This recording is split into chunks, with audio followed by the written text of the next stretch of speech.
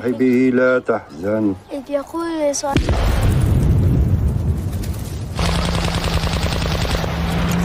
كل الجهات ما ضل غير الجهة الشمالية.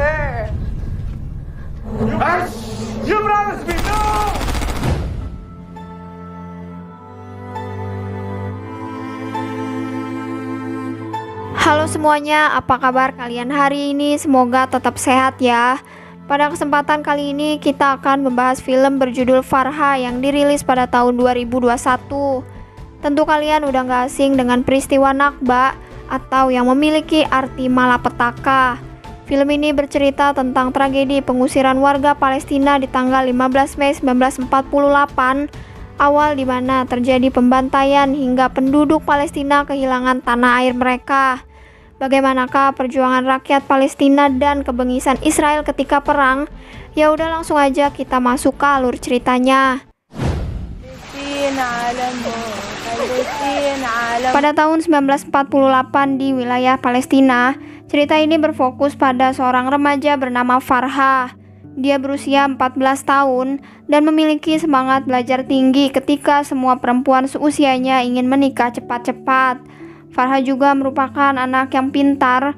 Dia ingin perempuan di sini mendapatkan pendidikan rata karena sekolah untuk laki-laki lebih dulu didirikan. Farha bercita-cita berangkat ke kota seperti sepupunya yang bernama Farida.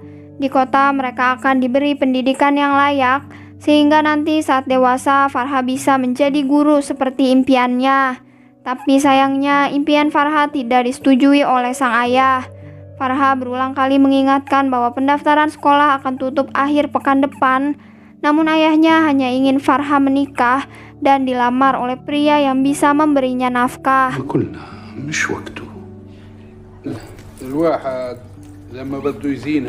Ayahnya tentu punya alasan mengapa Farha tidak diperkenankan untuk bersekolah.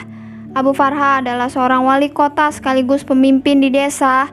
Beliau merasa situasi di desanya cukup sulit sehingga dia ingin Farha ada yang menjaga. Tapi berbeda dari pamannya, beliau justru mendukung keinginan Farha dengan memberikan formulir pendaftaran. Atas berbagai pertimbangan, sang ayah sadar bahwa satu-satunya yang Farha inginkan hanyalah belajar. Ayahnya mendaftarkan Farha sekolah di kota, hingga kabar itu membuat Farha sangat bahagia.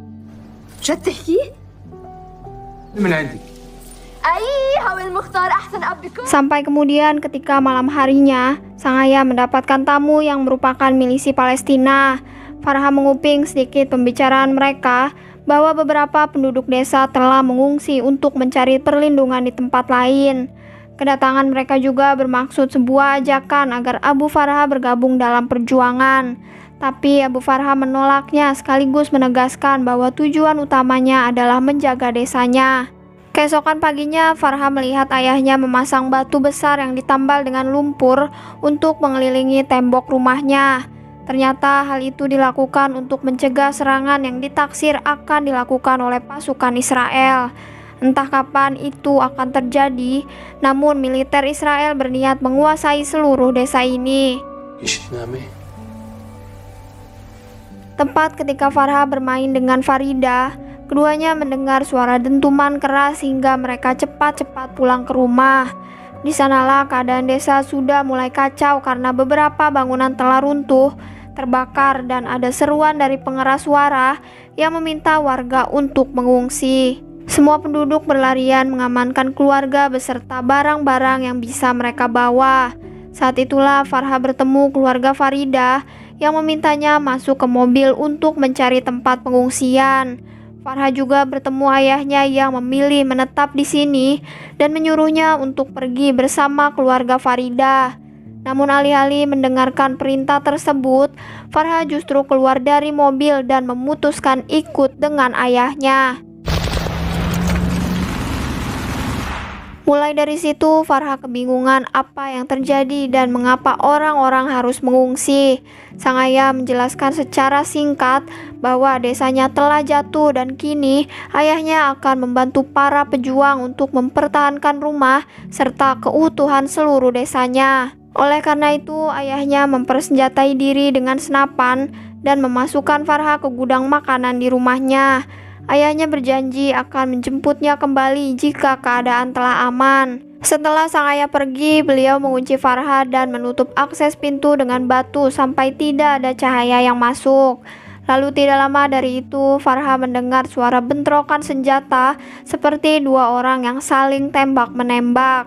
Saat itulah Farha diliputi rasa ketakutan, sedih bercampur khawatir pada nasib ayahnya di luar. Namun akhirnya Farha mencoba menenangkan diri dengan menyalakan pelita dan tertidur hingga malam hari. 여보? Keesokan paginya, Farha terbangun akibat munculnya asap yang masuk ke dalam celah pintu. Farha tidak bisa melihat apapun, tapi yang jelas munculnya asap itu disertai suara bom dan tembakan. Alhasil dia menutup semua lubang, termasuk salah satu ventilasi yang menghadap ke halaman rumahnya. Setelah kejadian tersebut, Farha masih tidak tahu di mana keberadaan ayahnya. Farha memang tidak kekurangan makanan, tapi dia sangat kehausan sehingga mencari minum dari tetesan air hujan.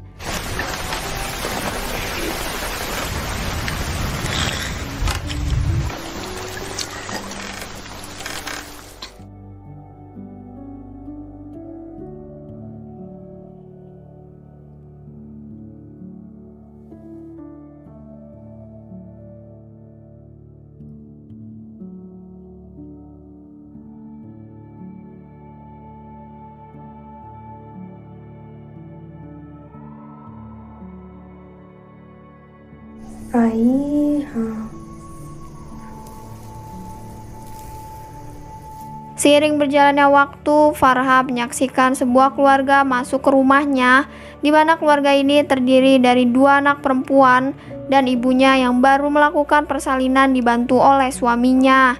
Lalu setelah melahirkan, ibu dan ketiga anaknya segera dibawa masuk untuk bersembunyi. Ketika keadaan sudah sepi, Farha memanggil pria itu dari bawah pintu agar dia dibantu keluar dari sini. Namun belum berhasil pintu dibuka, patroli militer Israel berhenti di luar rumah dan menginterogasi pria bernama Saleh. Dengan todongan senjata, komandan Israel menuduh Saleh sebagai salah satu orang yang bergabung dalam milisi Palestina. Para tentara terus mendesaknya, padahal salah satu informan Palestina yang mengenakan topeng mengakui bahwa pria ini bukan berasal dari desanya.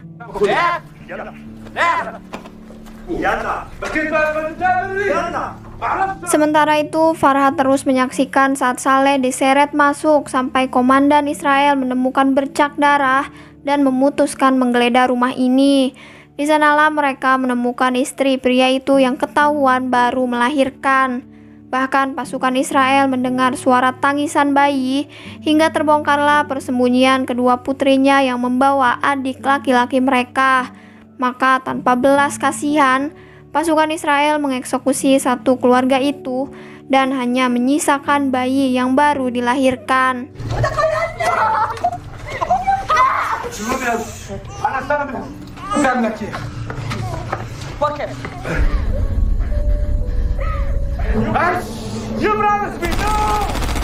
Semua adegan tersebut Farha saksikan dengan tubuh yang gemetar.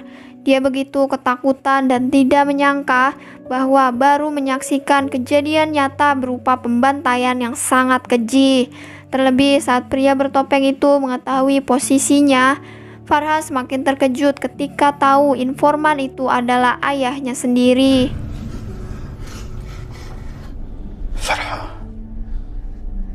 Setelah pasukan militer pergi, komandan Israel meminta seorang tentara muda untuk menghabisi bayi itu tanpa membuang peluru. Namun prajurit tersebut tidak mampu, sehingga bayi itu ditinggal di halaman rumah dengan wajah yang ditutup oleh kain. Mendengar tangisan bayi yang sangat memilukan, Farha marah karena tidak mampu untuk membuka pintu gudang.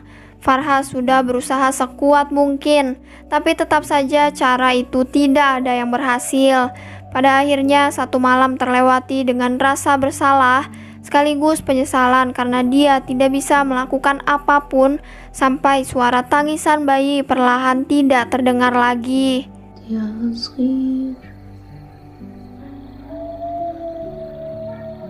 Keesokan paginya saat Farha terbangun, dia menemukan sebuah pistol dan beberapa butir peluru yang berada dalam tumpukan makanan.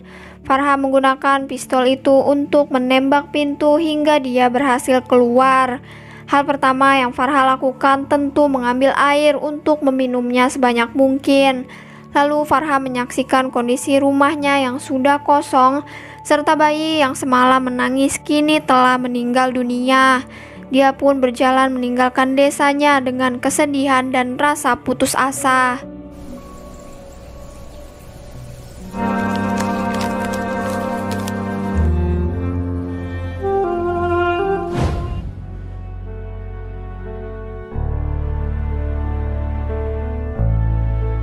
Begitulah akhir kisah dari Farha yang berasal dari kejadian yang nyata. Pada epilog film ini menyatakan bahwa Farha tidak pernah menemukan ayahnya setelah peristiwa pengusiran tersebut. Tapi diyakini bahwa sang ayah sudah terbunuh saat tragedi Nakbah. Kemudian Farha melanjutkan perjalanan sampai ke Suriah dan menceritakan kisahnya yang terus diwariskan sampai saat ini. Film ini hanyalah sebagian kecil dari tragedi Nakbah yang membuat setidaknya 750.000 orang angkat kaki dari Palestina. Sampai di sini dulu video kali ini. Akhir kata, kita doakan semoga saudara-saudara kita di Palestina segera dibebaskan dari penjajahan dan penderitaan serta mendapatkan kedaulatan yang sebenar-benarnya.